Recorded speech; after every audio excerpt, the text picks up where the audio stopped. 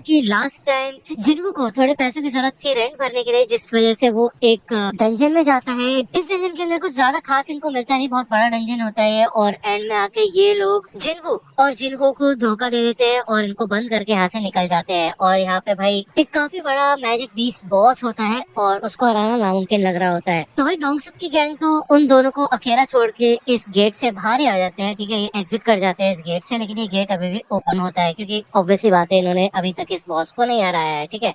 अब इनका ये प्लान होता है कि इन्होंने उन दोनों को अकेले अंदर छोड़ दिया है और ऑब्वियसली बात है कि वो दोनों अकेले उस बॉस को तो बिल्कुल भी नहीं हरा सकते। इसलिए हम वेट करेंगे कि वो मकड़ी उन दोनों को खा जाए, उसके बाद वो जाके सो जाए, तब हम जाके वहाँ पे माना क्रिस्टल्स को माइन करना शुरू करेंगे। अब क्योंकि इन्होंने वो गुफा का दरवाजा बंद कर दिया होता है, तो डोंगसुक ने देखा था एक और रास्ता होता है, एक टनल टाइप होता है ऊपर से, वो लोग वापस वहां से जाएंगे, ठीक है ना। इनकी एक और पॉसिबिलिटी होती है कि अगर बाय चांस वो मकड़ी उन दोनों को खाने के बाद नहीं सोती, जिंदा रहती है, तो सिंपल सी चीज है कि जो जिन्होंने इक्विपमेंट्स पहने हुए थे वो काफी ज्यादा महंगे थे, वो तलवार वगैरह सब कुछ, उसकी कीमत बहुत ज्यादा है, तो ये लोग बस उसको लेके वहां से निकल लेंगे, ठीक है ना। डोंगसुक को लगता है कि वो बहुत बड़े घराने से है, तो वो उसका बैकग्राउंड चेक करने लग जाता है यहाँ पे बैठ के, ठीक है। और दूसरी ओर हमें जिन्हो और जिन्हो का सीन दिखाया जाता है। अब यार जैसे कि आपको याद होगा, जिन्हो आगे बढ़ता है उस स्पाइडर से लड़ने के लिए, लेकिन जिन्हो उसे रोकता है और वो कहता है देखो यार, ये एक सी रैंक का डंजन है और इससे लड़ने के लिए एटलीस्ट एक बी रैंक का हंटर होना चाहिए। अगर तुम सी रैंक के बॉस को अकेले हराना चाहते हो तो, या फिर एटलीस्ट सी रैंक का टॉप टायर का हंटर तो होना ही चाहिए। जिन्हो तुम ऐसा नहीं कर सकते, तुम तो ई रैंक के हो, हम यहाँ से बाहर निकलने का कोई रास्ता ढूंढते हैं, ठीक है ना। तो जिन्हो मन में सोचता है कि जिन्हो की बात तो ठीक ही है, ऑब्वियसली बात है, क्योंकि वो पहले जिस स्नेक वाले बीच से लड़ा था वो भी इतना ज्यादा ताकतवर नहीं था, और ये जो स्पाइडर वाला बीच है ये अलग ही लेवल पे है। जो वेनम फैंग कसाका था वो बेसिकली एक डी रैंक का डीमन था, और वो जो गोलम बॉस था वो डी रैंक या फिर शायद उससे छोटा। भले जिन्हो लेवल अप हो चुका है लेकिन अभी भी वो काफी ज्यादा कमजोर है। लेकिन इसके बाद भी यहाँ पे जिन्हो हार नहीं मानता, वो कंटिन्यूअसली इस स्पाइडर के ऊपर हमला करना शुरू करता है, ठीक है। दूसरी बार हमें जिनचोर का सीन दिखाया जाता है, जो कि यहाँ पे एक और हंटर के साथ होता है, शायद एक्स हंटर है ये बंदा, और ये काफी ज्यादा खतरनाक और ताकतवर भी लग रहा होता है क्योंकि इसके चेहरे पे काफी सारे स्कार्स होते हैं। जिनचुन इस हंटर से यही बोलता है कि क्या आप मेरे साथ एक मैच कर सकते हो, एक ट्रेनिंग मैच, क्योंकि उससे मेरी प्रैक्टिस हो जाएगी। तो वो आदमी ये कहता है कि हाँ जरूर। जिन्हो इस स्पाइडर से जब लड़ने की कोशिश कर रहा होता है तो उसे समझ आ जाता है कि उसके अटैक से इस स्पाइडर को कोई भी फर्क नहीं पड़ रहा है, क्योंकि उसका जो आर्मर है काफी ज्यादा हार्ड है। लेकिन वो हार नहीं मान सकता, वो कंटिन्यूअसली यहाँ पे उसके ऊपर अटैक करने लग जाता है। उसकी मूवमेंट को देख के जिन्हो काफी ज्यादा डर जाता है। वो सोचता है कि भाई यार ये अलग ही लेवल का बंदा है, ये ई रैंक का हंटर तो नहीं लग रहा मेरे को कहीं से भी, कहीं ये फेक रैंकर तो नहीं है। मैंने ऐसा सुना है कि कुछ ऐसे लोग होते हैं जो कि अपनी मैजिकल एनर्जी को कंट्रोल कर सकते हैं और खुद को लोअर रैंकिंग में रखवा देते हैं, क्योंकि ऐसे लोगों को मार काट करने में बहुत ज्यादा मजा आता है। तो यार यहाँ पे तो जिन्हो कुछ अलग ही सोच रहा होता है जिन्हो के बारे में। यहाँ पे जिन्हो के स्टैट्स में दिखाई देता है कि उसका फैटीग बढ़ते जा रहा है, वो काफी ज्यादा थक रहा है, और अगर ये चीज बढ़ती गई तो वो इस स्पाइडर बीस्ट को हरा नहीं पाएगा। उसको जल्द से जल्द इस स्पाइडर बीस्ट के वीक स्पॉट को ढूंढना पड़ेगा। और ऑब्वियसली बात है इस डैगर के अंदर भाई पैरालिसिस वाला वेनम है, आपको याद ही होगा, मैंने बताया था लास्ट एपिसोड में। तो जिनको इधर फिगर आउट कर लेता है इस स्पाइडर का वीक स्पॉट, और जैसे वो उसकी तरफ बढ़ता है, यहाँ पे भाई ये स्पाइडर एक जहरीला वेनम डालता है यहाँ पे, ठीक है, एसिड टाइप होता है जिससे कि पूरी जमीन भी पिघल जाती है।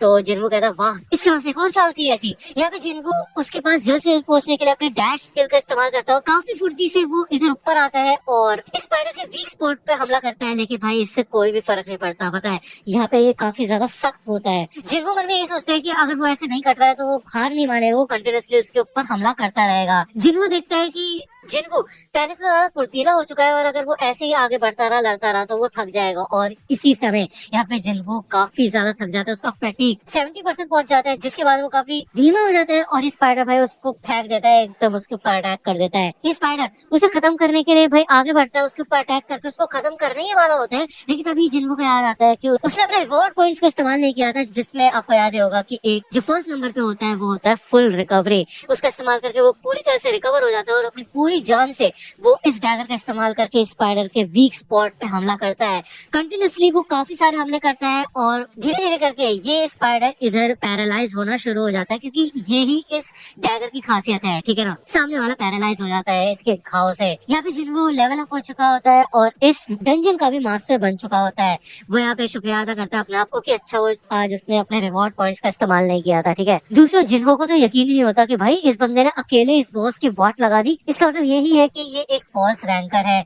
यहाँ पे जिनवू इस जेम को बाहर निकालता है और भाई जिनवू तो पूरी तरह से चेंज हो चुका होता है और कहते हैं सर आपको पानी चाहिए, सर मैं इन माना क्रिस्टल को माइन करने में आपकी मदद करता हूँ, ठीक है ना सर। तो ऊपर वाली गुफा में से डोंगसुक की गैंग यहाँ पे आ जाती है और ये लोग कहते हैं वाह ये बंदा जिंदा है यहाँ पे। दूसरा हमें जिनचुल और उस एक्स हंटर का सीन दिखाया जाता है, ये दोनों यहाँ पे ट्रेनिंग कर रहे होते हैं और भाई ये बंदा तो जिनचुल की वाट लगा के रख देता है और काफी थक जाता है जिनचुल और वो कहता है कि थैंक यू मेरे साथ मैच करने के लिए, मेरे को काफी कुछ सीखने को मिला। तो ये एक्स हंटर कहता है वैसे अब मैं पहले से कमजोर हो चुका हूँ, मैं पहले की तरह फुर्तीला नहीं हूँ, लेकिन उसके बाद भी इस बंदे ने यहाँ पे काफी बवाल मचाया होता है, ठीक है ना। अब यार इनकी भी कोई स्टोरी होगी हमें बाद में बताया जाएगा। यहाँ पे हमें डोंगसुक की गैंग का सीन दिखाया जाता है और ये लोग यही बात करते हैं कि भाई हो सकता है ये बड़ी सी स्पाइडर एक नंबर की डरपोक हो और बस साइज में बड़ी हो असलियत में बेकार हो, ठीक है ना। या फिर ये ऐसा हो भी सकता है कि इस बंदे के पास इतने तगड़े इक्विपमेंट है इसकी मदद से इन्होंने इसको हरा दिया हो। तो डोंगसुक कहते हैं जिन हो मैंने तुम्हारे बारे में थोड़ी रिसर्च की है, मैं सोच ही रहा था तुम इतनी सारी महंगी चीजें मिली कहा, तो मैंने ये पता किया कि तुम्हारे पिता यू म्यूंगन यूजिन कंस्ट्रक्शन के हेड है, क्यों है ना। तो मैं तुम्हें एक मौका देना चाहता हूँ, तुम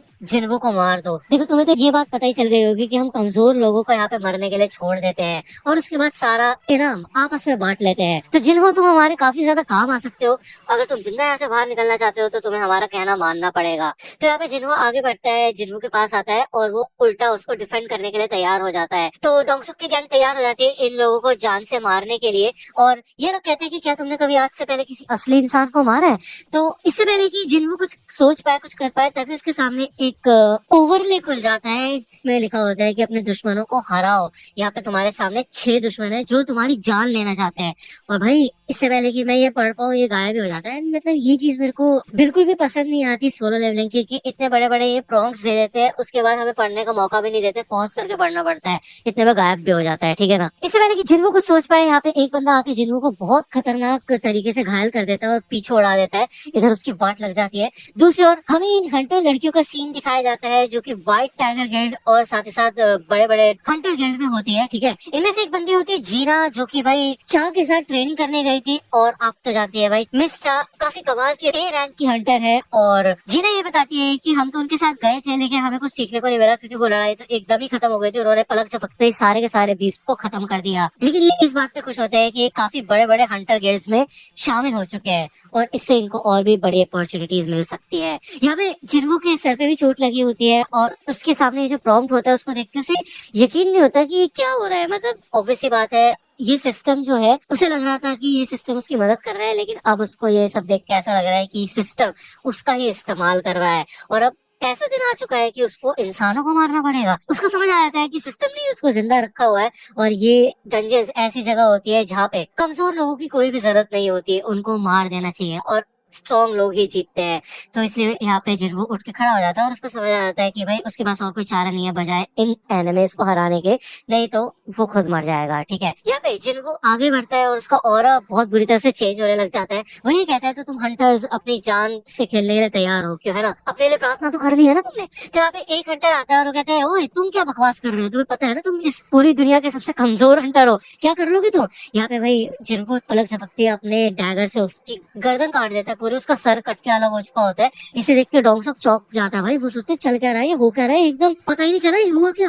जिन्हों समझ जाता है कि भाई सिर्फ जो ताकतवर लोग होते हैं उन्हें जिंदा बचने का हक होता है, कमजोर लोगों को जिंदा रहने का कोई हक नहीं है।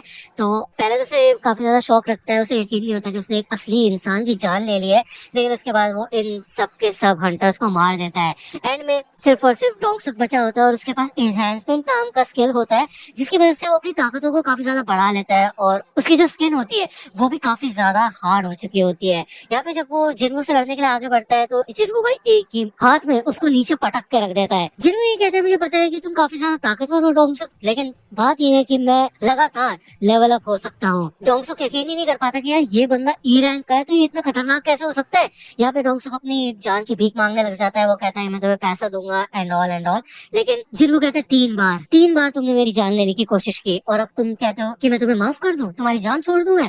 तो भाई भाई डोंगसुक को यहाँ पे काफी ज्यादा गुस्सा आता है और वो कहता है तुम जानते हो मेरा भाई कौन है, लेकिन इतने में ही जिनवू डोंगसुक का गला भी काट के रख देता है और उसका सर धड़ से अलग कर देता है। डोंगसुक के मरते साथ ही यहाँ पे भाई ये डंजन बंद होने लग जाता है, टूटने लग जाता है और ये लोग इस डंजन से बाहर आ जाते हैं। यहाँ पे एक असिस्टेंट होती है और उसको रिपोर्ट मिल जाती है कि इस सी रैंक के डंजन में सबके सब लोग मारे गए और सिर्फ ये 2 बंदे ही जिंदा बचे हुए हैं। ठीक है, तो ये बंदी देख के समझ जाती है कि जिनहू के पास इतने कमाल के इक्विपमेंट्स है, इसका मतलब ये है कि जिनहू ने अकेले ही उस बॉस को हरा दिया होगा और ये ई रैंक का हंटर जाके छुप गया होगा, यानी कि जिनहू जाके छुप गया होगा। ठीक है ना, यहाँ पे बारिश होना शुरू हो जाती है और इस बारिश को देख के जिनहू शुक्र मनाता है कि उसने जिन्हा को अम्ब्रेला ले जाने के लिए बोल दिया था। ठीक है, दूसरी ओर हमें यहाँ पे एक काफी खतरनाक और तगड़े बंदे का सीन दिखाया जाता है और मेरे को ऐसी गट फीलिंग आ रही है कि डोंगसुक का भाई है ये। ठीक है ना, इसके अलावा आपको अगर ये वीडियो पसंद आई तो लाइक करना, सब्सक्राइब कर लो अगर चैनल पे नए हो तो। मिलता हूँ आपसे अगले वीडियो में, तब तक के लिए गुड बाय।